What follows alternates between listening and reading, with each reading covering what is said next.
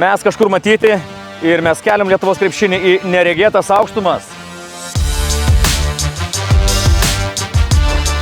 Esam 170 metrų aukštyje ir man suka pilvą.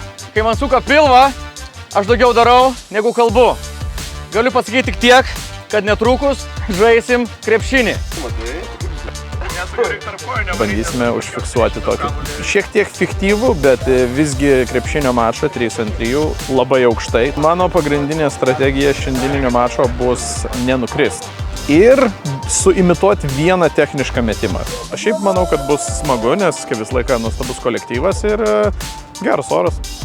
Tai tiek žinių. O kada, jeigu ne šiandien mes kada, žinai, užlipsim ant tos briaunos, vis tik pajusime tą gyvenimo trapumą. Reikia žinot, kad gyveni, o kad žinotum, kad gyveni, reikia būti arti to, kad jau galbūt ir babam. Rinkom padaryti to, ko niekas nedarė. Manau, kad pasilinksminsim. Ir kaip čia sako, sudalyvausim dangaus krepšinio lygoje, man atrodo, išsiregistruosim. Pakelsim Lietuvos krepšinį į aukštumas.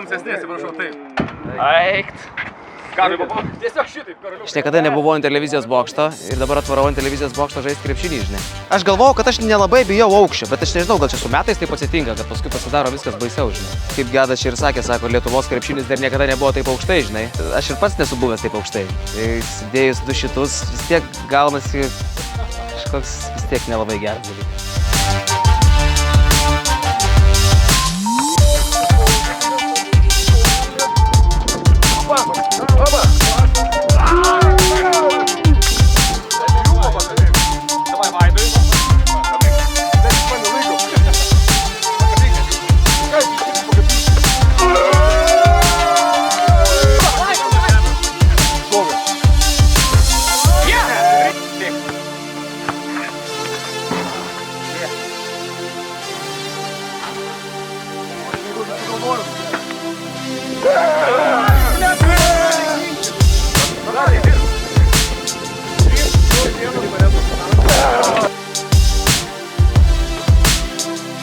Iš pradžių mušė baimės prakaitas, bet į pabaigą natūraliai suprakaitavau, o kai suprakaituoji, baimė dingsta.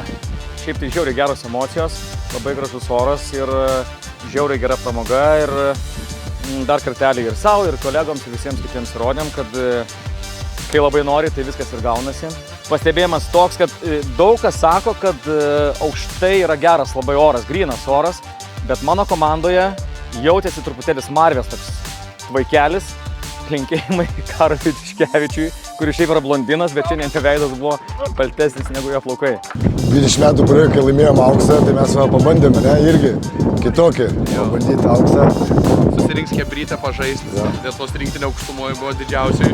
Kažkaip galvojame ir mes kaip pseudo krepšininkai paminėti šitą dalyką. O, atsiuntė mums prizą, už tai, kad laimėjom, bus ką veikti dabar. Koks jausmas žaisti su pririštais žaislais? Primena vaikystę.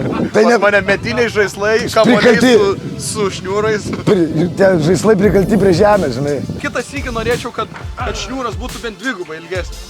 Ne, šiaip geras jausmas, geras jausmas buvo žaisti, pabandyti, susitikti vėl su draugais po vasaros, geras jausmas. Tik dar kartą įrodė man, kiek mes esam dėl krepšinio išprotėjusių tauta. Tokiam 150 ar kiek 170 metro išprotėjimo lygį esam tauta. Kad pažaisti krepšinį. Bet tai gerai. Toks gyvenimas. Gyvenam krepšiniu. Tai aš galvoju, jeigu mes, pavyzdžiui, būtume dieną prieš prasivaikščię čia vieną ratą, žinai, tai tu jau žinotum, ko laukti. O čia per naktį aš tikrai įsibaiminau, nes man vakar vakare pasakė, sako, davai televizijos bokštą, žinai, imam. Ir, į patį galą kažkiek jau atkutau, galėjau ten eiti link krašto, bet aš nemaniau, kad aš tokią žiaurinę aukščio baimę turiu iš tikrųjų. Ir tikrai pilnos kelias. Tikrai nuoširdžiai, aš nežinau, čia galima apsimetinėti, gal kažkas tai iš vyrukų norėjo būti kieti, gal ir yra kieti, nežinau, bet aš supratau, kad aš absoliutus myžalas šitą klausimą.